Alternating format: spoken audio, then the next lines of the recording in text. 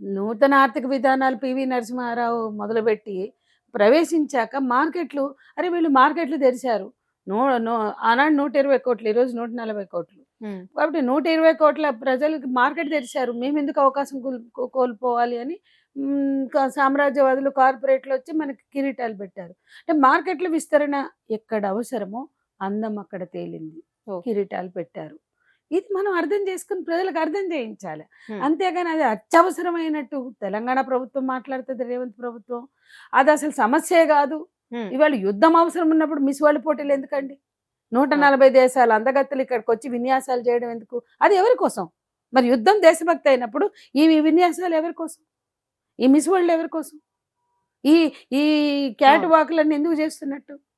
అంటే ప్రజలని మూర్ఖులు అనుకుంటారు, అమాయకులు అనుకుంటారు. ప్రజల పట్ల ప్రేమ, గౌరవం లేని పాలకులు కేవలం కార్పొరేట్ల కోసం, వాళ్ళిచ్చే కిక్ బ్యాక్స్ కోసం, వాళ్ళకొచ్చే ఆర్థికపరమైన ప్రయోజనాల కోసం చూసుకుంటారు.